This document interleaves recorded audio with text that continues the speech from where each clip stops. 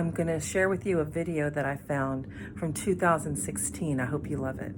It has things about every aspect of vigil, not just what to do at bedside, but things that you would need to learn and know from someone who's been there, which is me. These are timeless thoughts, things to keep in mind as you're serving people. Enjoy.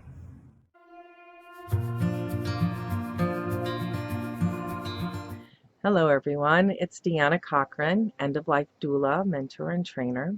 We're going to talk about Vigil. This is what most people think about when they think about end-of-life service, when they think about creating a practice and serving their community. They're thinking about Vigil. There's a lot of pieces. There's a lot of things that you can do to help a family process what's happening from the beginning of diagnosis or when things start to get hard or acknowledging that they are in advanced illness through bereavement. There's all kinds of places that you can plug in depending on your interest in your calling. One of the most special places that people love to serve is during Vigil. So I'm going to say those last 3 days prior to death. And with the advent of home funeral movement, now they're doing 3-day post-vigils after death before cremation or burial. So I'm not going to cover home funerals here. I'm going to talk about pre-death vigil. This is what a lot of hospices call 11th hour volunteering. They might have a volunteer program for that. Hospice is a service. Let me tell you about the different roles around someone's death. Say their imminent death, so I'm talking 3 days and under. What is available now, presently in the system? What's available now is you may be not on hospice service, not an expected death, so to speak, but you're in the hospital system. So in one of your exacerbations, one of the exacerbations of the person, they're going to end up dying in the hospital. That's one way. Another way, you might be on hospice service. You're lucky enough that you have an early enough referral from a physician that sees what's happening in time, is progressive, alert, knows what's going on, and gets you onto hospice in plenty of time for you to actually get the benefit of it. Awesome physicians who know how to do that and who are aware enough to do that. So that's another way. So if you're on hospice service, the beautiful thing about hospice service is you have a whole team approach. You have a whole team with you. The thing is, they're in a consultancy role. They're not in a caregiver role.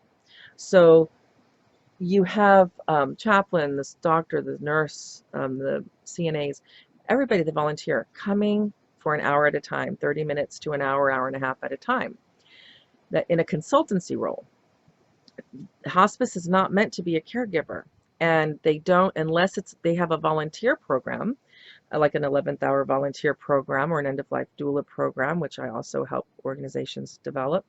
Unless they have something like that, you're just going to have visits from the various team members.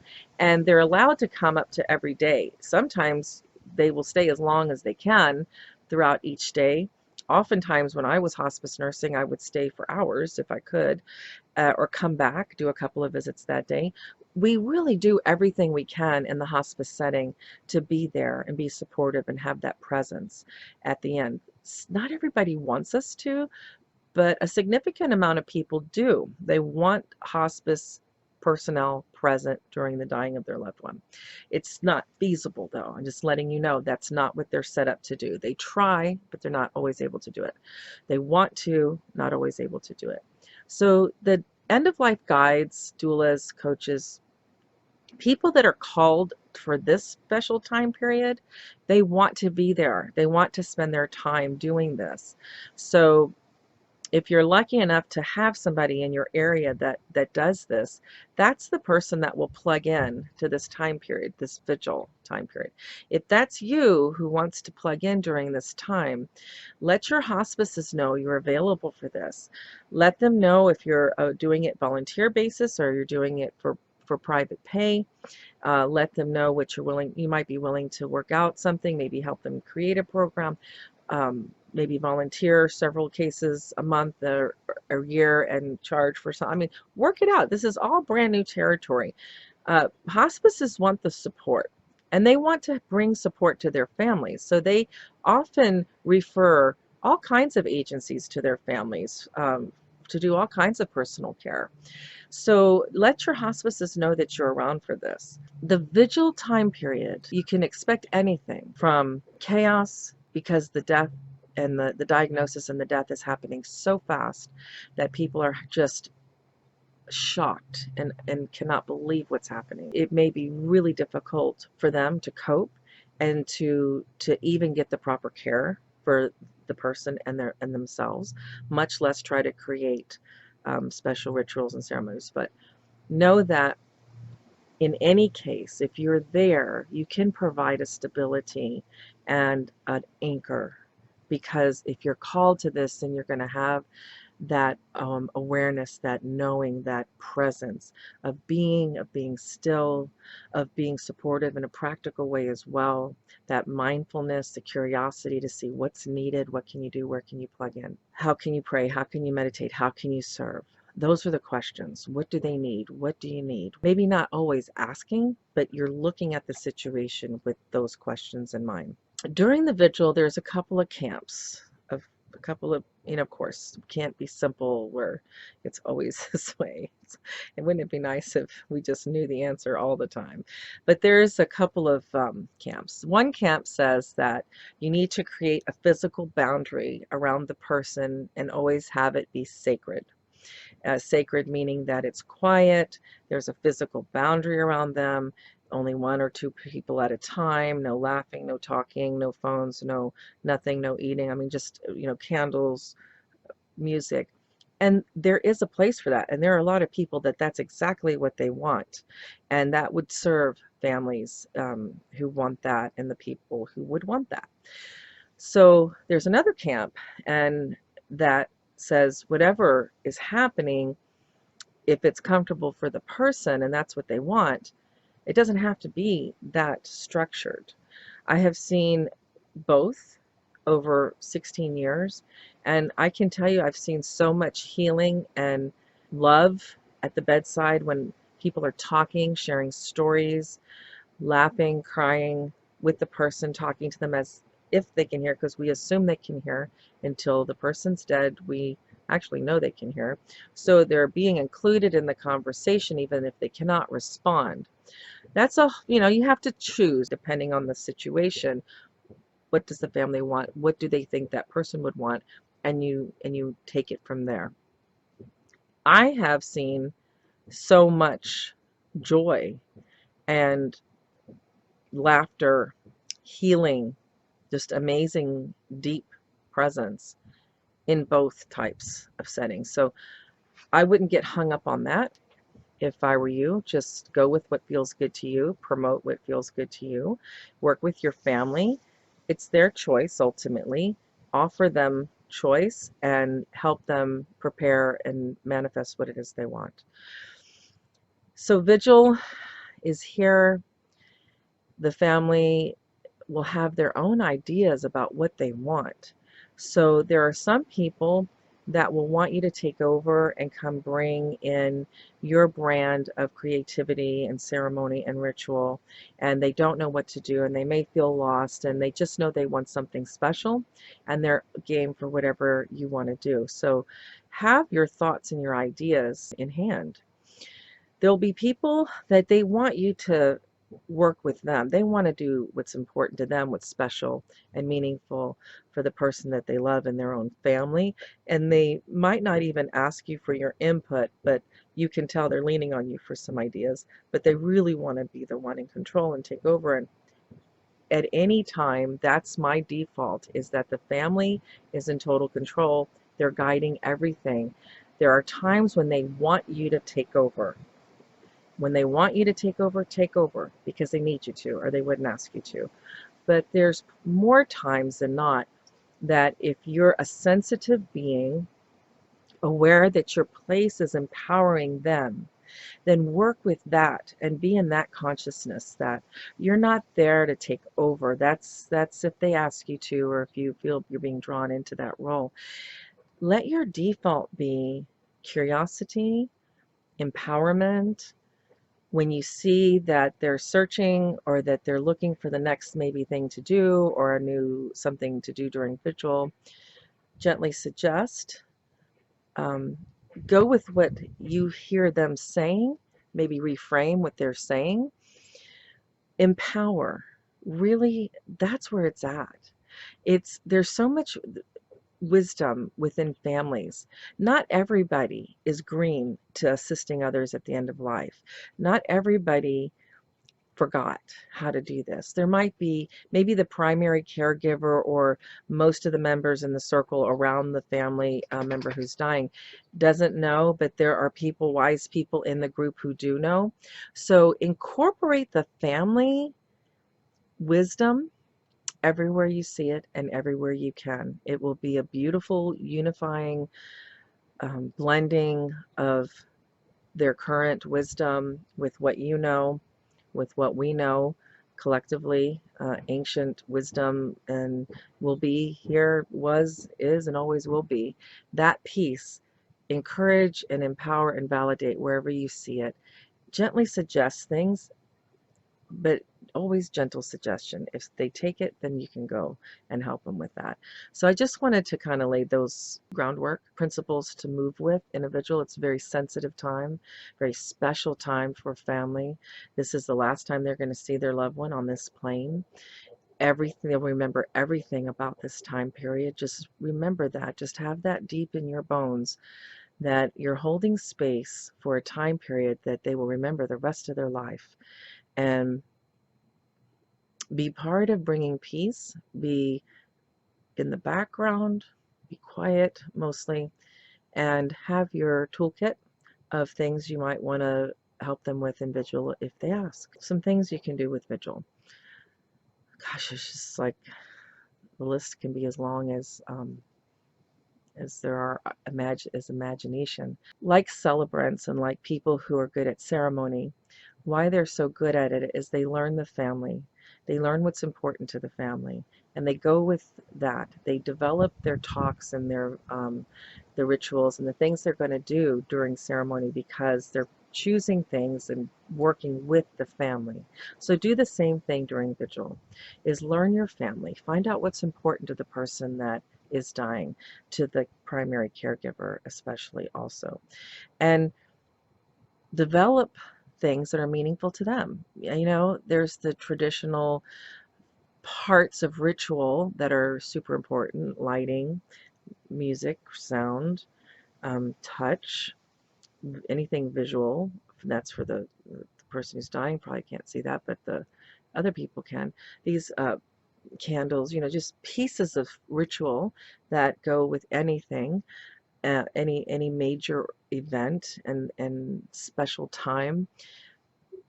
Just use those and how they want to do it. Smells, aromatherapy. And so it's not rocket science. Trust your gut, trust your heart, trust your family. So if your family's saying something, they have no idea what ritual to do or what ceremony to do or what to do next. You know, you just heard them say something important that the person would like. Go with your gut and do it. Say, I just had an idea. Why don't we do this and that? And go with it.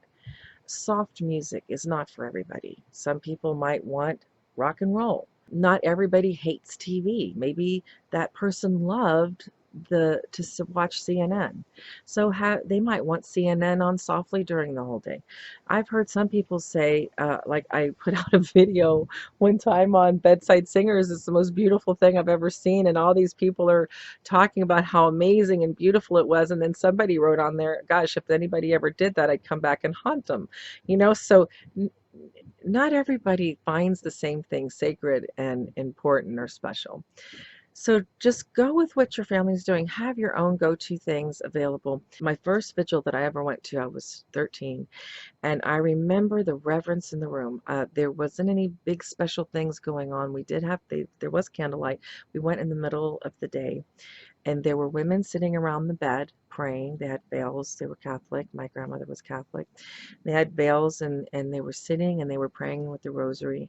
And when I walked in the room, I didn't know where we were going, but when we got there and I saw, I'll just never forget, I felt that energy before we even got to the room, the reverence and the majesty and the mystery. I felt it all before we even got there. And when we got in there and I saw what was happening, it took my breath away. And you can help them create that by your presence and your listening. Because when they don't know what they want, but they want something special, then that gives you an opportunity to bring in your experience and your love and your attention and create something with them so it's theirs. We want to take the focus off of us as much as possible. We don't want to be that person that came in and saved the day. That's not what this whole movement is about. This whole movement is about empowering families to take care of their own people, love their own people, bury their own people, and they can do that in wherever they live, but at least do all the parts of care as much as they want. Okay, so let's do some vigil thoughts. During the time, a lot of times I'm just going to throw out a few ideas so that you can come up with your own things around this. But a lot of times family members are separate and they're all over the place. So you can anchor in communal time with, say, every day at 8 in the morning Pacific time. Everyone who loves, you know, John, please stop for a moment of prayer. We're going to be doing this particular meditation. Please do it with us. That will join everybody in the circle. That's one beautiful thing. And there's a lot of spin-offs of something like that. You can create in the visual space of the person, if they're still alert to see, an altar of meaningful things for that person, and have people bring things that go along with that, their feelings for that person or their connection, and keep adding to that. Even when the person is unresponsive, it's still something the family can continue. That's beautiful. There may be people that want to come and sing. Make sure you do, make sure, this is, okay, this is another topic, but within Vigil, make sure their mouth and their eyes and their fingernails and their hands, their face, make sure that is clean. Do mouth care every couple of hours. Make sure fingernails are clean, hands lotioned, face smelling good, eyes crusties, all the fluids that can come out of every pore. We'll be doing that. So make sure people look good, smell good, hair is nice. There'll be people coming in to visit. This is the last time they're going to see them. Sometimes it's scary for people to smell some of the smells that are going on right now. The breath can smell off. It has this distinctive smell. Make sure that you keep everything nice and clean. So that's one aspect of vigil care that I want you to be very sure that you do. And one more piece around vigil. Make sure that when you're there, just keep your eye out and see who may need some extra support. Maybe you're there for the primary caregiver, or maybe the primary caregiver wants you there specifically for the person who's dying and she's fine or he's fine. But you notice the granddaughter's having trouble. Go spend time with the granddaughter. Or say the primary caregiver says he or she is fine, but you notice that they need a little support. Don't be afraid to reach out. You know, people want to be strong. They don't want to burden anybody. They want to not make a fuss usually. It's our responsibility as those who accompany to stay curious, stay mindful, stay alert, stay present, stay focused, and just love through all of that. Not with our brain. We're not doing all of this with our brain power. The focus and the paying attention, yes, that's going to be some left brain. But really open your heart, because the communication of the dying is heart, and the family, it's heart. That's what's happening, is they're communicating mostly on an emotional, energetic level. So tune into that. That's where you're going to do your best work, is tuning into that level of things. Stay out of your head. Listen to your gut. Before you go to vigil, one of the biggest things you can do for the family is to get calm and centered and do your own meditation or quiet time, whatever you want to call it, to get centered and grounded, connected inside yourself so that you can hear clearly when you're at the bedside and you're at the vigil, so that you're not projecting what you think they need, but you're truly hearing what they need. You can always ask. I think that's good for today. All right, take care. Bye-bye.